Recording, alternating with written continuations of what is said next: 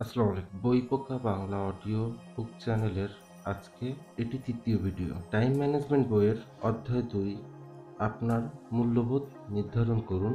এই অধ্যায়টির আজ আমরা অডিও শুনব। প্রকৃতপক্ষে সময় ব্যবস্থাপনা আর জীবন ব্যবস্থাপনা পারস্পরিক পরিপূরক। আপনার ব্যক্তিগত দক্ষতা বৃদ্ধি হয় মূল্যবোধ যাচাইয়ের মধ্য দিয়ে। আমেরিকার বিখ্যাত একজন মহাকাশ গবেষক এডওয়ার্ড অ্যালোয়সিয়াস মার্ফিন বিশেষ কিছু সূত্র দিয়েছে। এর মধ্যে একটা সূত্র হলো কোনো কিছু করার আগে আপনার অন্য কিছু করতে হবে। এমনি আপনার সময়ের যথাযথ মূল্যায়ন করার জন্য অবশ্যই আপনার মূল্যবোধ নির্ধারণ করতে হবে। আপনি যদি আপনার মূল্যবোধ সম্পর্কে না জানেন তবে আপনি কখনোই সময়ের যথাযথ ব্যবহার নিশ্চিত করতে পারবেন না। ভালোভাবে সময় ব্যবস্থাপনা করার জন্য দরকার আপনার প্রতিটি গুরুত্বপূর্ণ কাজের মধ্যে ঐক্যতান বজায় রাখা। এই বিষয়টি যদি আপনার কাছে গুরুত্বপূর্ণ বলে বিবেচিত না হয় তবে আপনি প্রতিটা সময়কে নিয়ন্ত্রণ করতে বা সময়ের যথাযথ ব্যবহার করতে কখনোই অনুপ্রাণিত হবেন না। নিজেকে জিজ্ঞাসা করুন, আমি যে কাজটা করছি সেটা কেন করছি? আপনি কেন প্রতিদিন সকালে ঘুম থেকে ওঠেন? কেন চাকরি করছেন? যেখানে কাজ করছেন সেখানে কাজ করার কী কারণ? জীবনের তাৎপর্য ও উদ্দেশ্য। প্রত্যেক ব্যক্তির জীবনে নিবিড় তাৎপর্য ও উদ্দেশ্য থাকা উচিত। আপনার ব্যক্তিগত হতাশা ও দুঃখী জীবনযাপনের অন্যতম কারণ তাৎপর্য ও উদ্দেশ্যহীন কাজ করা। এ ধরনের তাৎপর্যহীন কাজ আপনার অন্তর্নিহিত মূল্যবোধকে অকেজো করে ফেলে। তাই যে কোনো ধরনের কাজ করার আগে নিজেকে প্রশ্ন করুন, কেন আমি এই কাজটি কেন করব? সময় ব্যবস্থাপনার এ সকল কৌশলগুলো ব্যবহার করে আপনি পূর্বের তুলনায় অনেক বেশি দক্ষ হয়ে উঠবেন। কিন্তু আপনার কাছে যে কাজটি কোনো মূল্য নেই এমন কাজে দক্ষতার পরিচয় দিয়ে বা লাভ কি? এমন দক্ষতা আপনার উন্মত্ততা, হতাশা আর দুশ্চিন্তা ছাড়া কিছুই বৃদ্ধি করে না। আপনি কোন বিষয়টিকে সবচেয়ে বেশি মূল্য দিয়ে থাকেন? আপনার পরবর্তী যে প্রশ্নটি করা উচিত তা হলো, আমি আমার জীবনে কোন কাজটাকে সর্বোচ্চ মূল্য দিয়ে থাকি? কোন কাজগুলো আমার বেশি বেশি করা উচিত আর কোন কাজগুলো আদতেই করা উচিত নয়? প্রকৃত অর্থে আপনি শুধু তখনই সুখী, শান্তি ও সফলতা অনুভব করতে পারবেন যখন আপনি নিত্যদিনের কাজ আপনার মূল্যবোধের সাথে সঙ্গতি রেখে সমাধান করতে পারবেন। আপনার জীবনের প্রায় অধিকাংশ মানসিক চাপ, হতাশা, দুশ্চিন্তা ও নৈরাশ্য তখনই আসে যখন আপনি যে ধরনের কাজ করতে চান কিন্তু আপনাকে করতে হয় অন্য ধরনের কাজ। অনেক নির্বাহী কর্মকর্তার এমনও অধঃপতনের নজির আছে যারা তাদের কর্মক্ষেত্রে কাজের চাপে একেবারে পর্যদুস্ত হয়ে পড়েছিল। যে ব্যক্তি তাদের কাজকে ভালোভাবে এবং মন প্রাণ দিয়ে সে কাজে লেগে থাকে তারা হতাশা অনুভব করে না বললেই চলে।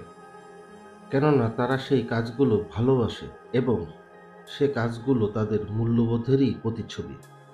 আপনি যখন আপনার নিজ মূল্যবোধের সাথে সঙ্গতিপূর্ণ কাজে আত্মনিবেশ করবেন তখন আপনি নিজ কাজে সর্বদা কর্মচাঞ্চল্যতা, প্রবল উদ্দীপনা ও সৃজনশীলতা লক্ষ্য করতে পারবেন। আর যখন মূল্যবোধের পরিপন্থী কোনো কাজ করবেন তখনই হতাশায় নিমজ্জিত হন। ঠিক সে কারণেই আপনার মূল্যবোধ, আভ্যন্তরীণ বিশ্বাস ও অন্তরনুভূতি যাচাই করুন। নিজেকে জিজ্ঞাসা করুন আপনার মূল্যবোধের সাথে সম্পৃক্ততা বজায় রেখে আপনার আচরণে কী কী পরিবর্তন আনতে হবে যা আপনার জীবন বদলে দেবে।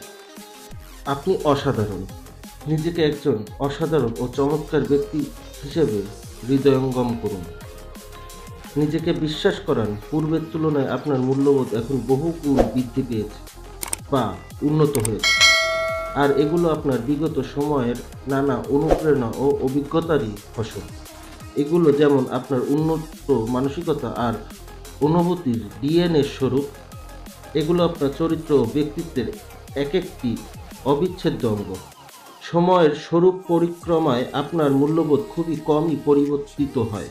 তাই আপনার প্রধান কাজ হলো নিজ মূল্যবোধ খুঁজে বের করা এবং তদনুযায়ী নিজেকে সাজানো যেন আপনি সর্বদাই আপনার মূল্যবোধের সাথে সামঞ্জস্য রেখে কাজ করে যেতে পারেন। নিজেকে বিশ্লেষণ করুন। সফলতার জন্য নিজেকে বিশ্লেষণ করা অত্যন্ত জরুরি। নিজেকে বিশ্লেষণ করতে এখানে 4টি অপূর্ণ বাক্য উপস্থাপন করা হলো, যা আপনি আপনার মতো করে পূরণ করুন। আপনি যদি এগুলো নিয়ে ভাবেন এবং যথাযথভাবে তা পূরণ করেন, তবে তা উপস্থাপিত আপনার ভেতরের সত্তার সাথে আপনার বাইরের সত্তার পরিচয় করিয়ে দেবে এবং বাহ্যিক সত্তাকে আরও বেশি আলোকিত করবে। সে কারণে এই বাক্যগুলো পূরণ করুন। আমি হলাম ড্যাশ। কোনো অপরিচিত ব্যক্তি যদি আপনাকে জিজ্ঞেস করে আপনি কে, তখন আপনার উত্তর কী হবে? নিজেকে অন্যের সাথে পরিচয় করিয়ে দিতে আপনার প্রথম বাক্যটি কী হবে? আপনি কি তখন আপনি কে তা না বলে আপনার কার্যক্রম, গুণাবলী, আশা আকাঙ্ক্ষা ও স্বপ্নের কথা ব্যাখ্যা করতে শুরু করবেন? কিন্তু তা না করে বরং আমি হলাম ড্যাশ বাক্যটি পূরণ করতে মাত্র 3 থেকে 5টি শব্দ ব্যবহার করুন। আপনার আশপাশে এমন অনেক মানুষ আছে যাদের সাথে আপনি উঠা বসা করেন। আপনি যদি এসব মানুষদের আপনার সম্পর্কে এই প্রশ্নটি করেন, তখন আপনি তাদের উত্তরগুলো লক্ষ্য করুন। তারা আপনার সম্পর্কে কি বলছে? আপনার মূল্যবোধ ও ব্যক্তিত্বের আলোকে আপনি আসলেই কেমন তা তারা কিভাবে ব্যাখ্যা করছে?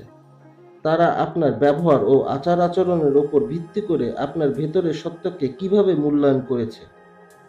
একজন সুখী ও সফল ব্যক্তিতে পরিণত হতে এসব প্রশ্নের উত্তর জানা ও তদনুযায়ী ব্যবস্থা নেওয়া ভীষণ জরুরি। মানুষজন হচ্ছে ড্যাশ। আপনার আশপাশের মানুষজন সম্পর্কে একটু চিন্তা করুন। পুরো মানুষ জাতিকে আপনি কিভাবে দেখেন? সবাই কি ভালো? সব মানুষই কি আন্তরিক ও ভালোবাসার যোগ্য? নাকি সবাই অলস, প্রতারক ও বিশ্বাসঘাতক?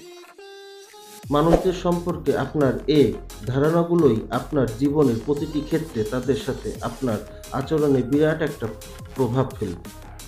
একজন কার্যনির্বাহী কর্মকর্তা বা পরিবার ও বন্ধুদের একজন আস্থাভাজন ব্যক্তি কিভাবে তাদের প্রতি আপনার ধারণাই আপনার সকল অর্জনকে নির্ধারণ করে।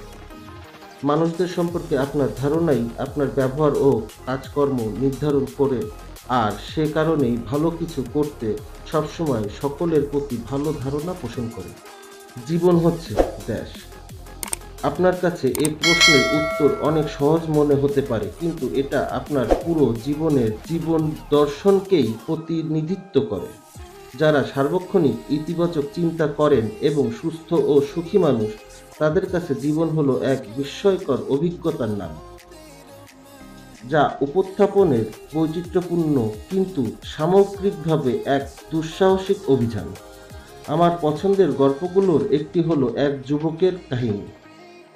একদিন সে এক দার্শনিকের নিকট যায় এবং তাকে বলে জীবন অনেক কঠিন। হেলেন কেলার যেমন বলেছিলেন, জীবন হলো এক দুঃসাহসিক অভিযান, নতুবা কিছুই না। আপনার কাছে জীবনটা আসলেই কি? আপনি কিভাবে একে সংজ্ঞায়িত করবেন? 4.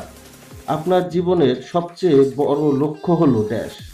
আপনার কাছে যদি জাদুর কাঠি থাকতো এবং তা আপনার ছোট বা বড়, ক্ষণস্থায়ী বা দীর্ঘস্থায়ী যে কোনো একটা ইচ্ছা পূরণ করার ক্ষমতা থাকতো, তবে আপনি তা ব্যবহার করে কি চাইতেন যা আপনার জীবনে ইতিবাচক প্রভাব ফেলত? এখন নিচের অসম্পূর্ণ বাক্যগুলো পূরণ করুন। আপনার পেশাগত জীবনে সবচেয়ে বড় লক্ষ্য হলো ড্যাশ। আমার পারিবারিক জীবনের সবচেয়ে বড় লক্ষ্য হলো ড্যাশ।